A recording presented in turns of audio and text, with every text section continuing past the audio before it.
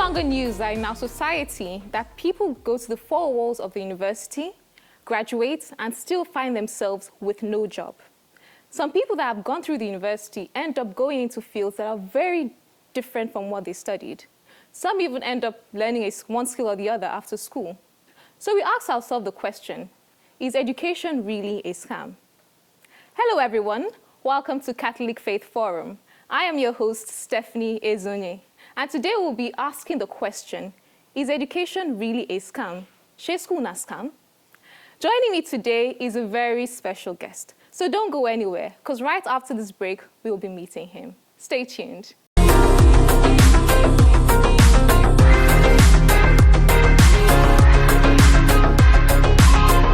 Welcome back, Saints. This is Catholic Faith Forum. I'm still your host, Staphenie Ezonye. Joining me today is a very special guest who will be taking the topic, is education really a scam? Joining me today is Mr. Simon Mensah. Welcome, Simon Mensah. Thank you. How do you do? I'm fine, thank you. You're not looking bad at all, I have to say. Thank you as well. Thank you. All right. Mr. Mensah is an insurance underwriter and graduated from the University of Lagos. He is a member of the Chartered Insurance Institute of Nigeria with vast knowledge in risk management. He is currently the chairman of the Micro Insurance Committee of the Nigerian Insurance Association, NIA. It's good to have you on the show. Thank you very much. All right. So let's delve right into it. So what do you think is the true purpose of education? Education can quite be confusing to so many people. We'll first to start out with what education really is all about. Yeah. Education, simply put, is some given instruction systematically or some level of enlightening experience. Okay. So if you ask me if education is quite, necessary or important, then I would say yes. Okay. So now in Nigeria, it's no longer a recent news that people actually graduate, come out, and there are no jobs. So you say the purpose of education is actually being fulfilled in Nigeria regarding this situation? I will take you back to my definition when I said education, would either be an enlightening experience or some form of systematic instruction. Education, in its sense, has made so much impact in Nigeria today. Okay. We'll look at the forms of education, being we have the formal education, okay, we have the informal, and we have the non-formal education. All right. So I'm sure what your question will relate to is more of the formal education, yeah, being in the four walls of the school. Yes, yes. To some extent, yes, it has been, and that's why you and I are here. The other aspect of it has been much impactful in the system, especially today where we are trying to deviate from the oil sector into the non-oil, resources. That's where the non-formal education aspect plays in. And this would entail more of, the learning of a trade, learning of some form of resource or skill other than that learned in the classroom. All right. So what do you think? In Nigeria right now, it's more of you pass through primary school, you pass through secondary school. What's next is what? University. So what do you think? Do you think going to university, that's formal education, is it really compulsory to go through it? What do you think? Being in the four walls of the university is not compulsory, but I would say it's important. Okay, not compulsory, but yes, important. I'll give you quick examples. You could pick out a man from Idumota who his life upbringing has been around the market sales and distribution. Okay. And you put him in some form of management in sense of some political office or some level of activity or project. Then you want to see him bring forth those skills or management in other than putting one or two other skills together to perfect a certain function. He wouldn't be able to. Yeah. All his mind is fine-tuned towards is how to make the money, distribute, and recycle. Honestly. It's quite different when you have to learn some other skills. It's like learning a sport. Ronaldo, Messi, and the rest of their likes did not learn their current skills from university, from just being on their own. Yeah. There's some form of basic education, which I would call the formal education.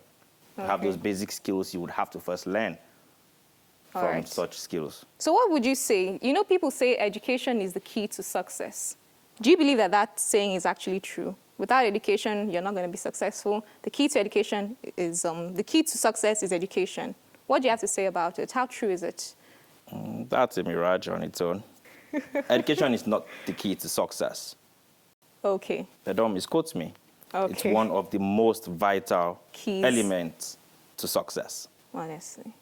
Thank you so much. All right, guys, thank you so much for tuning in. Let's quickly find out who the Saint of the Week is. Stay tuned.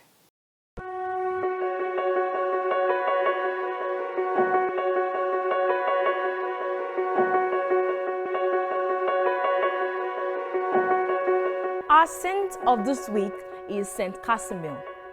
Casimir grew up in a world where his life was not just his own. As a prince of Poland, the second son of King Casimir IV and Elizabeth of Austria, his life was scheduled to cement his father's authority and increase Poland's power. Casimir realized from an early age that his life belonged to someone else, but to a much higher king than his father. Despite pressure, humiliation, and rejection, he stood by that loyalty through his whole life. Born the third of 13 children in 1461, Casimir was committed to God from childhood. Some of that commitment was the result of a tutor, John Glugos, whose holiness encouraged Casimir on his own journey. It may be hard for us to imagine royal luxury as a pressure, but for Casimir, the riches around him were temptations to forget his true loyalties. Rebelling against the rich, fashionable clothes he was expected to enjoy, he wore the plainest of clothes, rejecting even ordinary comforts. He slept little, spending his night in prayer, and when he did sleep, he lay on the floor, not on the royal bed. Even though he was a prince, many of those around him must have laughed and joked at his choices. Yet, in the face of any pressure, Casimir was always friendly and calm. Though his father must have wondered about him, he must have seen and admired Casimir's strength. He showed that he misunderstood this strength when he sent Casimir as head of an army to take over the throne of Hungary at the request of some nobles there. Casimir felt the whole expedition was wrong, but was convinced to go out of obedience to his father. He could not help but feel at every step that this was disobedient to his other father. So when soldiers started deserting, he was only too glad to listen to the advice of his officers and turn back home. His feelings were confirmed when he discovered that Pope Sixtus IV had opposed the move.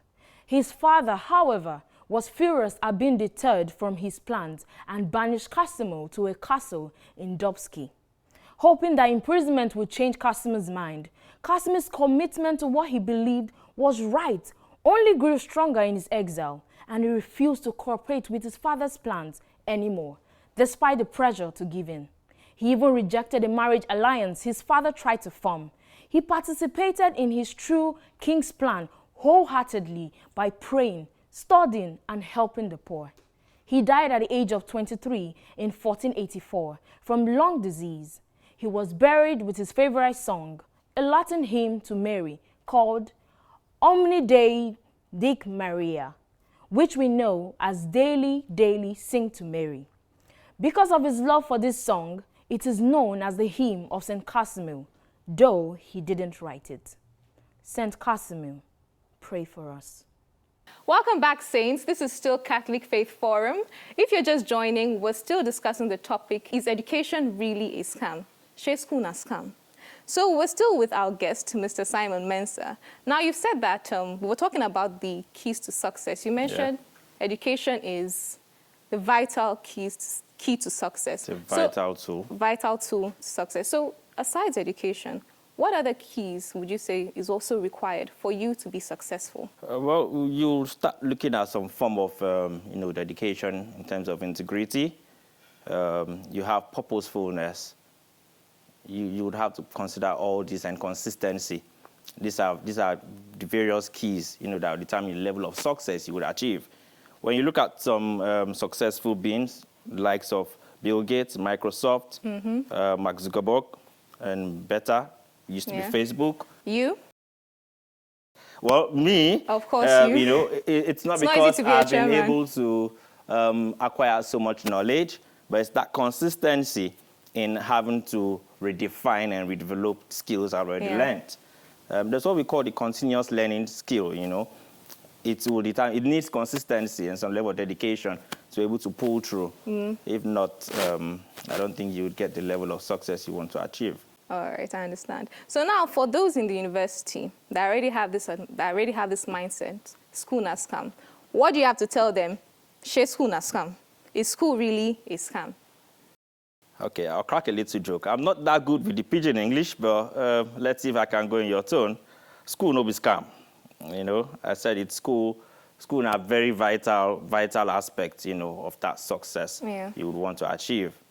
It's required to help you put the different elements together. It's required to help you put your consistency to that dedicated purpose and realizing that dream you have in your mind. Honestly, thank you so much. It's like a connecting factor. It's like a 3-pin, you know, factor. Without that, there's no how well you can connect into that which you want to achieve. All right, so tell us a little bit more about when you were in school. Did you have this issue of there not being enough jobs? Because currently now, it's as if the job market is saturated. But as of your time, were there actually jobs for people that just finished school? When you say there are no jobs, then you begin to put yourself in a very limited space. What are jobs? What are jobs, you know, you would ask. The field of study where I come from, we have nothing like dearth of jobs. There are no shortage of jobs. There are always, you know, little assignments or tasks for everyone to do. The insurance industry or the finance industry would never run short of looking for marketers. Are you serious? Yes. There are lots of activities you could do and say there are no jobs. The textile industry would always keep looking for people to keep making new clothes. Either you're knitting, either you're beating out the wool into thread. All right. It depends on your mindset. There's always a job for someone. The question is, what kind of job are you looking for? Wow, that's really nice. So now let's go into people that can't afford to go to school. What I mean by that is those that can't afford to go to university. You know, there are so many people that come from kind of poor backgrounds that they can't afford, you know, paying school fees to go to universities. What would you advise them to do? You mentioned that going through formal university is important, but those that can't afford it and would like to, you know, to go through it, what would you advise them to do? If it was in the days of probably, you know, my fathers and the rest of my elderly ones, probably this would have been a very tough question. But in this very day, we have the likes of the LinkedIn. We have several free courses you could read up online. You necessarily don't need to, they have you have 100 Naira data, you could always subscribe for some social bundle. You could always learn some certain social skill. So don't you think that going through university, you know, in university, you tend to learn a lot of things. You're going to university, you're meeting people. You're going to university, you're staying in hostel. In hostels, you're learning a lot. I learned a lot in my hostel, I won't lie. So what do you have to say about that? I still believe that interaction you're having with people in university is still important. So what do you think? It's the same I've said. Today's current day, you don't need any physical being. Once you go online, there are so many people socially you could interact with, you could have conversations with.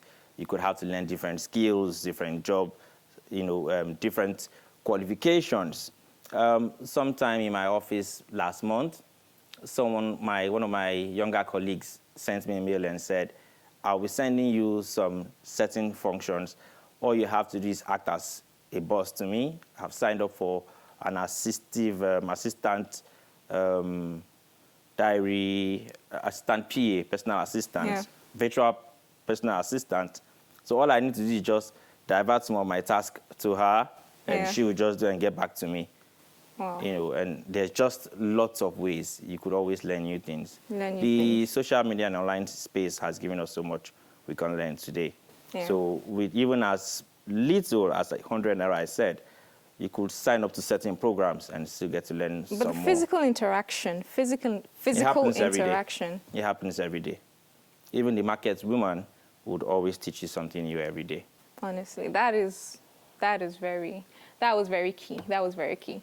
All right, guys, let's quickly move on to the Know Your Faith crew and find out what they have in store for us. Stay tuned.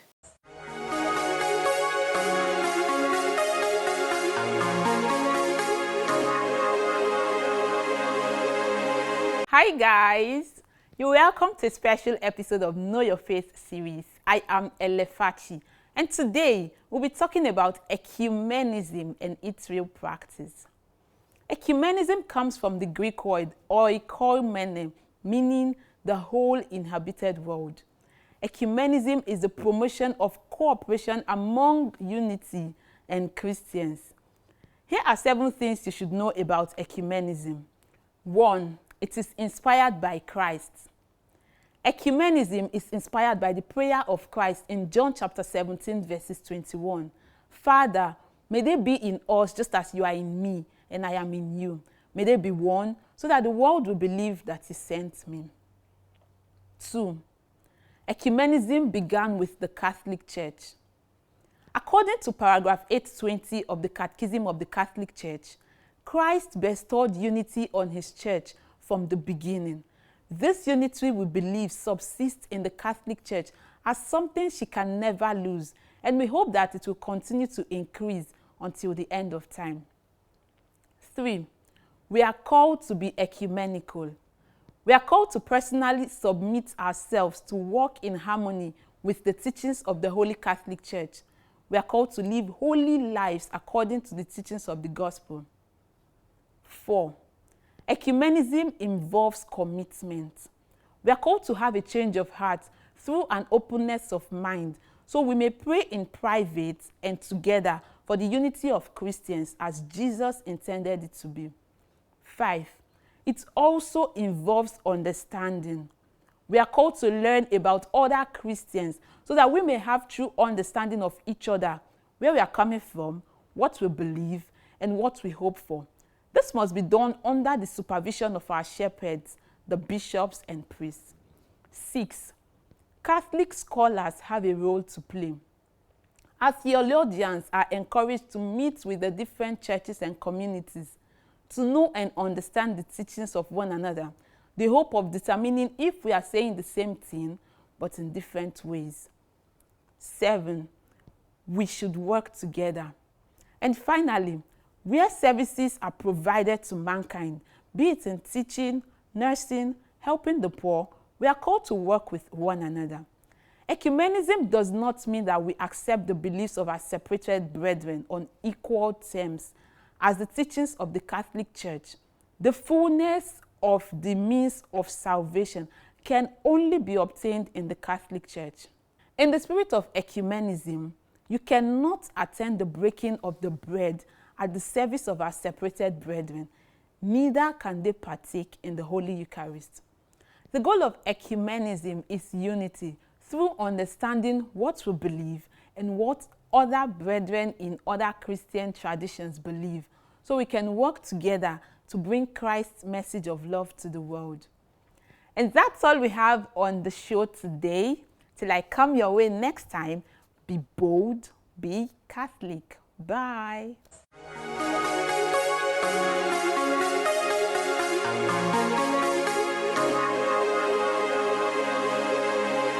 Thank you so much, Know Your Faith crew, for that amazing, amazing topic. Thank you so much, Mr. Mensah, for joining us. So what do you have to say to those that are about to enter school? You know, so right now, people are already like, you know what, going to university is not important. Let's go and make money. So what do you have to say to them, those that are yet to enter school, and those that have that mentality that school has come? I'll use the young generation slang. Making money is important, but also having some form of formal education or going through the educational system is important. Okay. I'm sure you understand that. Very important. There are certain things you can't rule out, like the idea of thinking outside the box. You can't learn that by just, having your normal daily runs or going about some certain daily activities. Yeah. In the school environment, there are certain sets of people you meet. There are certain course types, from philosophy to psychology to business maths to sociology to governance. You know, there are lots of things you get to learn along the way. Sometimes we think it's not necessary. Why am I learning the Y, the X? Why am I learning alpha, beta, and the rest of their lives? But then again, someday you realize the essence. These are all either quantitative or, you know, some qualitative way of making you reason outside the box. Yeah. So, you know, again, lastly, people have this mentality that Nigerian universities don't offer good education, proper education, that the quality isn't so good. What do you have to say about that, generally? I don't know how many of us take research work into how many people or Nigerians or Africans really go out there to the so-called European world and see the level of performance we get. We have the very hard way. We really learn the hard way here. Yeah, you have a lecturer who has to push you through, you know, you pushing yourself. Yeah. He comes to the class and he gives you a course outline and he tells you, this is the course outline for this semester, and he just gives you the peripheral part of it. But he's setting his exam, and his exam goes deep down to the roots. Yes. So he gives you the opportunity to learn, relearn, and research. Whereas we're out there, you're just giving all you need, and the exams are still being set within that same confine. That's why we come out tops wherever we go. Honestly, I won't disagree and last to that. I checked, not because I'm from Unilag, but sometimes somewhere ahead 2023, that Unilag was the #1 school in university in Nigeria. Yeah, for how many years? I'm also from University of Lagos. So you see, if you tell me the Nigerian school system is not good, I'll tell you should try Cote d'Ivoire or Mali. Thank you so much. That was so funny. Thank you so much, Mr. Mensah, for joining us today in our show. It was really nice having you. Hope to see you again. Sure. Honestly. All right, guys. So we've learned so far that education is not a scam. There is still need to go through the 4 walls of a university and gain formal education. So that's it, guys. Thank you so much for joining us today. If you have any questions, contrary opinions, feel free to drop them in the comments section. Subscribe to us if you've not yet subscribed. And don't forget to follow us on our social media page at CFF on TV. And until next time, guys, keep being saints in jeans and shirts. Goodbye.